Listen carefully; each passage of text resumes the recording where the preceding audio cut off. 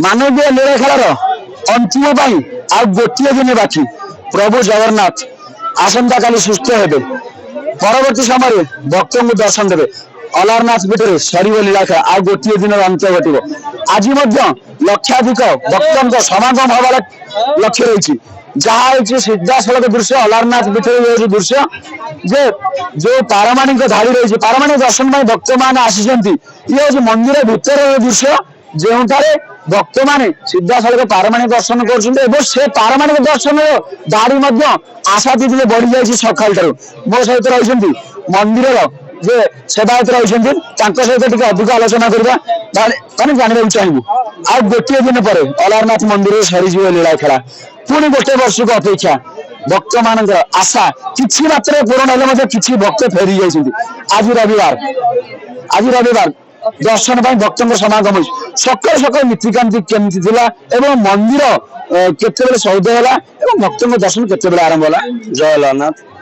काली राति महाप्रभु दीटा रात काली पहड़ होते भक्त काली बहुत भिड़ होता महाप्रभु राति 3:30 प्रभुंर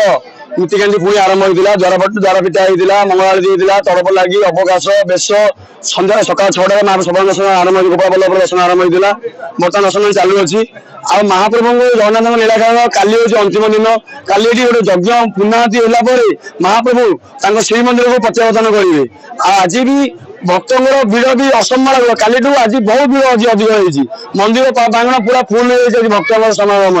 आज समस्त भी दर्शन करके आ जो भक्त भी फेरी जाइए मन दुख करतुनि अलारनाथ सब जगह विद्यमान सी होती आपन टीवी देखिले भी यही चैनल माध्यम देखिले से पुण्य पाइबे ये मंदिर देखिले से पुण्य पाइबे सर्व पुण्य पाइबे आपन अलारनाथ समस्त कल्याण करूँ कृपा करूँ सब भक्तों मंगल कामना करुँ निश्चित रूप भक्तों मंगल अलारनाथ समस्त मंगल करूँ कौटू आसी प्रभु को दर्शन करेंगे जहाँ नीतिकांति रही मानवीय लीला खेलार ये एक अंश प्रभु जगन्नाथ दर्शन करेंगे अलारनाथ दर्शन करेंगे मन में केते भक्ति और केते भाग रही भक्ति तो बहुत रही आम भुवनेश्वर आसिकी बहुत भल लगे ठाकुर को दर्शन करने आसीचु थैंक यू ठाकुर को दर्शन करेंगे भुवनेश्वर अच्छा किंतु ये हूँ सीधासलख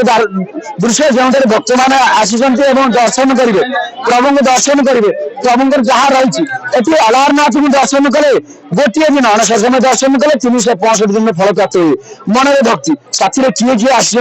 प्रभु कौन मानसिक करेंगे सांगे मोर स्वामी आसछंदी झियो माँ समस्त आसछंदी प्रभु का दर्शन करी हमको शांति लागिवो के वर्ष सारा देखिबू थरे वर्ष सारा जगन्नाथ दर्शन कले जी पुण्य मिले अलारनाथ गोटे दिन दर्शन कर सामान फल मिल जहाँ रही क्षीरी भोग खावा भक्त मैंने सब चाहे रही था अलारनाथ दर्शन करेंगे आनंद बजार जी क्षीरी भोग खाइबे क्षीरी भोग को लेकिन केते अनुभूति रही आज क्षीरी भोग केउ मैंने साथी खाइबे मो परिवार संगे आसी क्षीरी भोग मो परिवार संगे खाइबे प्रथम थर आसी आगुर भी केबे अलारनाथ आसी न अलारनाथ आसी परिवार सहित आसी धाड़ी आसी धाड़ी आसुंट वयस्क लोक केते सुविधा रही प्रशासन तरफ केवल प्रस्तुति रही भल रही निश्चित रूप भल रही धाड़ी आसिले केमती कौन व्यवस्था रहा केते आपन प्रशासन सहयोग कला भल अच्छी धाड़ी सुविधा भल होई गाड़ी सुविधा भल अच्छी पिला मैंने आसुँच दर्शन करेंगे जगन्नाथ को दर्शन करते अलारनाथ को दर्शन ठीक है जगन्नाथ दर्शन के बाद अलारनाथ दर्शन करने के लिए यही ठीक समय है आपका मन में क्या विश्वास अलारनाथ को लेकर क्या विश्वास क्या भावना है? बस हमारी तो भक्ति की भावना है इसलिए काफी दूर से आए हैं जैसे हम चारों में मैं जम्मू से हूँ कुछ हिमाचल से है कुछ गुजरात से हैं तो बस जगन्नाथ जी की भक्ति के लिए हम आए हैं काफी दूर जगन्नाथ भक्ति भाव से बेड़िया अलारनाथ पीठर गत काली जहाँ आमको सेवायत सूचना होते विलंबित राति पहरा और राति 3टार रविवार थी राति 3टार द्वार फिटा जाए समस्त नीतिकांति सारी भक्तों धाड़ी लगी रही जहाँ कहवा गत काली जो समस्या थी जमी धाड़ी दर्शन थी अलारपुर गाँ मझी धाड़ी जाता आज सकाल सकाल से धाड़ी देखा